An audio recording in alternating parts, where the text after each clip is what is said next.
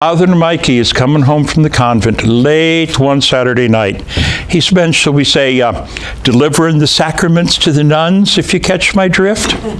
And he's driving along, and a constable pulls him over, comes up to the window and says, "Oh, it is you, Father Mikey. You're weaving all over the road. Have you been drinking?" "Oh, no, constable, just this bottle of Irish spring water." "Well, why do I smell wine?" Mikey looks up and says, "Lord, you've done it to me again." Sean, 92 years old, is on his deathbed. And he smells something. It's his wife's scones that are just coming out of the oven. Sean says to himself, "If I could just have one more morsel of my wife's scones, I would die a happy man." At that moment, who should appear? Well, heck, it's a leprechaun. This is Ireland, you know? And the leprechaun says, "Sean, you've been so good to all the leprechauns, all the little people over all these years, leaving food out for us and so on. We're going to give you a wish." Sean thinks and says, "I'd like to be 50 and in good health." The leprechaun thinks for a second and says, "Gee, okay, we'll do it. And because you've been so good to us little people, we're going to throw in your wife as a bonus. She too will be 50 and in good health. You have to earn it. What you need to do is you need to get out of bed, go down the stairs by yourself, go into the kitchen. There on the corner of the table closest to the door, there's a scone cooling. It's a magic stone. One crumb and you get your wish." Well, Sean's dying. He doesn't have a heck of a lot of energy. So he rolls himself out of bed and crawls to the stairs, and he bumps himself on his bumpy down the stairs, crawls into the kitchen, and you can see that liver-spotted hand. Sean's dying act to get that scone. Bugger off, they're for the wake.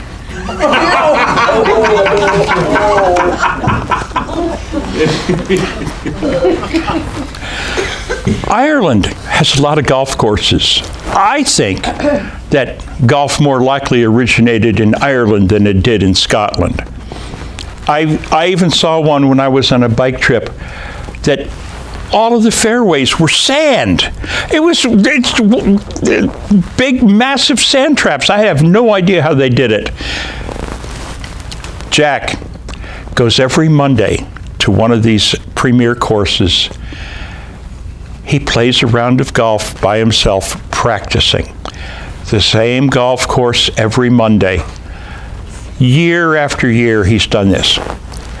That golf course has a third hole that is, for Jack, a killer. He has never made par. It's a little par 3, 193 yards with a sharp dog leg to the left. It's his bugaboo. He has not mastered it. One day, there's Jack.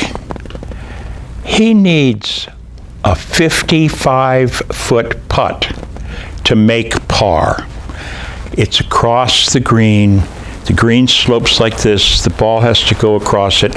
There are two little dips. It's a nasty putt. Well, you know what happened? He drained it right into the cup, and he heard, "Ouch." And he looks around and nobody there, so he goes over to get his ball out of the cup, and he pulls out a leprechaun who is rubbing his head. And Jack says, "I know, I've caught you. You have to give me a wish." "That I do," says the leprechaun. Jack says, "The club championship is in 3 months. I want to be the club champion at the end of the tournament." Piece of cake. Well, 3 months and a week later, the newly crowned club champion, Jack, is back at that same third hole. He needs a 61-yard chip shot to break par. Well, you know what happened. It's my story. He made that chip shot. It went up and dunk right into the hole. It didn't bounce or roll or anything. It went right in. He went over to get his ball, and you know it was in that hole, don't you? It was that same leprechaun. Jack says, "Aha, you owe me another wish." "No." "Well, yes, I guess. Yes, we owe you a wish." And he says, in 6 months, they're going to have the national championship of Ireland. I want to be the national golf champion of Ireland. The leprechaun shakes his head and says, "Jack, you don't want to do that. You just don't want to do that. You don't understand. These club-level wishes, they're one thing. But when you get to the national level, there's side effects. The side effect for this one is it's going to screw up your sex life. I don't care. I want to be the golf champion of Ireland." And soon enough, the newly crowned golf champion of Ireland is back at that third hole. He drains a hole-in-one. He went from not being able to break par to a hole-in-one. He goes over, and you know, of course, what's in that hole. It's that same leprechaun.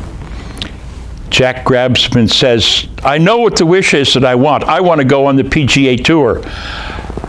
"Jack, no, you don't want to do that. I told you to mess with your sex life. I've been keeping track since you got your last wish. You've only gotten laid twice this whole time." And Jack draws himself up and says, "You know, I think I do pretty well for being a priest of the smallest parish in Ireland and not even having a car."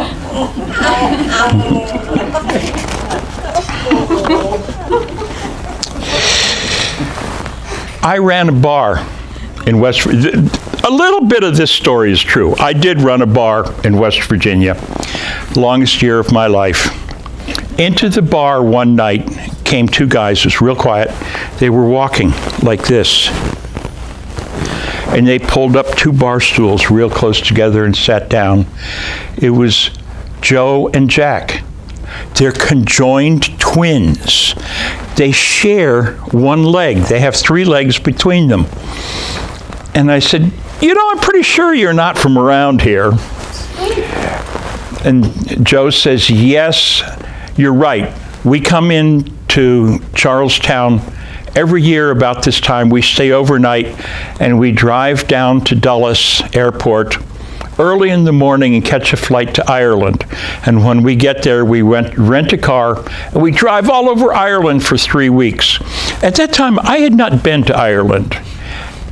I said, "That's one of my fondest dreams. It's right, the biggest blob in my bucket list." "So you like Ireland?" "No, we hate Ireland." "Why?" "The beds are lumpy in the B&Bs. The people all stare at us. The food is terrible. They serve the beer warm." And I said, "Well, then why are you going?"